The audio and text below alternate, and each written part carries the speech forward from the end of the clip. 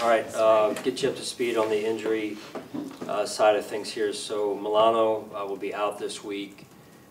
TJ Sanders and DeMar both out. Will eventually both head to IR. And then Dalton Kincaid and Curtis will look at them today and see what they can get down here for us. What happened with DeMar? I had a pec situation came up in practice. In practice? Yeah. Okay. And you said him and TJ are going to IR? Yeah. Okay. Yeah.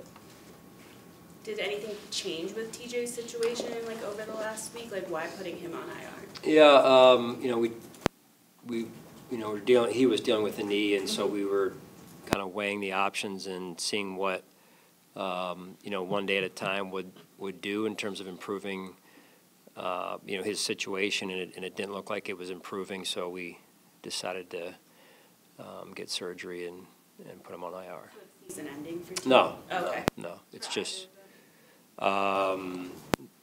don't know on either of them really. Feel a little bit better about TJ.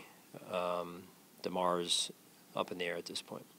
We've talked before about how hard it can be for rookies in particular to go to IR, just kind of the mental aspect of the game. That's 3 now on IR. What are your conversations with them like, just to make sure they're still in a good headspace while they're navigating this jump to the NFL? Yeah, we have a good plan in place normally, and we're always looking to improve the plan. And you know, that's really where the medical team, the sports science team, strength and conditioning, and then our player development staff really lean in on the player and with the player and help them to, as you said, stay connected with the team, getting them physically better one day at a time, of course, and then also working with them mentally.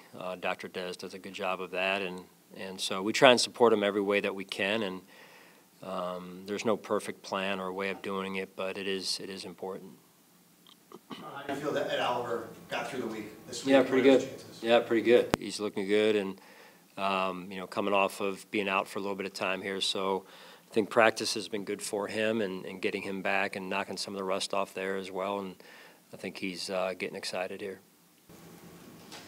Coach, it takes a lot for a player to go through an NFL season to withstand 60 minutes in a game week. What type of mindset generally do you think it requires out of a player to be at their highest level through a 60-minute fight? Yeah, it's not easy. You know, there's moments in there where you have plays that you want back, and the ability to reset, as we talk about and teach on, is important. That's what your teammates need from you in those moments. Although as hard as it is, it's important for the team, and you know, it's the games ebb and flow, and they usually come down to the last drive or the last quarter of the game, and so you know, it's not easy, but it is an important piece of the fabric of a team, the fabric of an individual, and the ability, as I said, to reset, but also stay resilient through the process of a game. Talking to Trey White yesterday about how it's gone from the first 4 weeks, he talked about like it's just about a mindset, the good and the bad, thinking of yourself as the best player on the field every time you go out there. Is that impressive to see that he's been able to generate that kind of mindset given everything that the challenges he's gone through? Yeah, I mean, knowing Trey though, he's you know, just got that DNA, and he's so resilient. You don't get to where he is in terms of his ability to overcome the adversity that he's faced in his life, one, and then two, in his football career, especially in the last few years here. And you know, he's well equipped to push through, and he leans a lot on that resilient nature, and he is who he is because of kind of that resiliency, as well as the support he gets from his family, his faith, and his teammates as well. So he's just a great story overall, and just been we all pull for him in that way for sure. Through the challenges that he's faced, like the plays that he hasn't made, has there been enough in these 4 games that you've seen from him that gives you faith that he's going to be able to elevate his level consistently over the course of the season? Yeah, we're confident in all of our players. If we weren't, they wouldn't be out there. And you know, Trey is, like you said, a guy that has pushed through things, and you know, that light is forever going to shine in Trey's life, because that's who he is as a person. So his teammates believe in him, we believe in him, and you know, that's kind of one of the, to me, unique qualities that I'll always think about when it comes to Trey and his situation. With DeMar going on injured reserve, I mean, how comforting is it to know that you have Poyer waiting in the wings there and on the practice squad?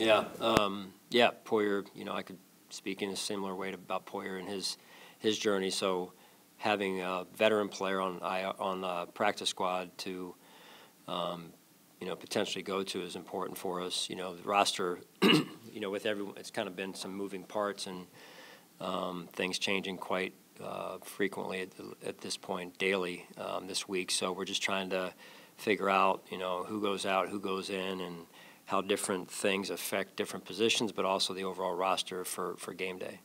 Same question, Sean, but Jordan Hancock, what's different about? He's a rookie. What have you seen from him since he came back after having some injuries in the preseason?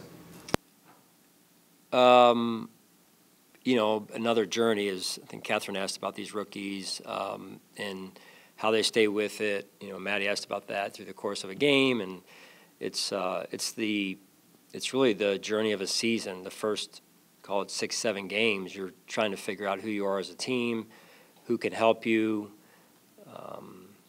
You know, the journey of a player who hasn't played as much but wants to play, and all the emotions that go with that, whether they're younger or older, and you know, the ability to endure is important in life, and in this case, for a football team. So that's where you're able to come together and for a common purpose, and put everything else aside and move forward for the betterment of the team. And in Jordan's case, I do appreciate how, even though he hasn't played every week, he's approached practice with the right mindset, especially of late. I don't want to compare him, but obviously Cole was in the same situation last year. It felt like every time we talked to him, he wanted to get out there. He wanted to play, of course.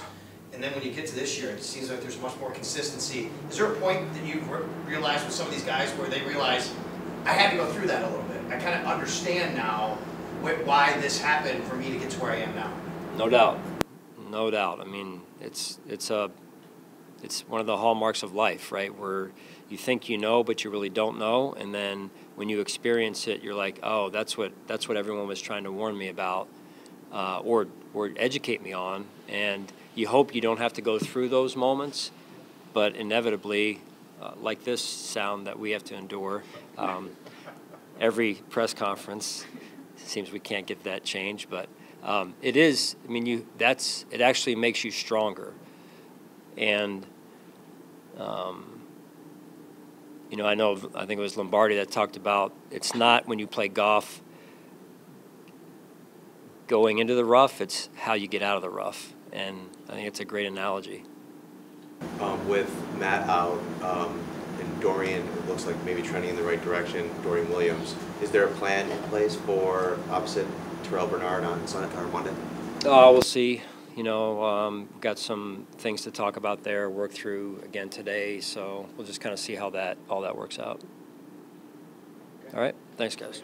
Thanks, Sean.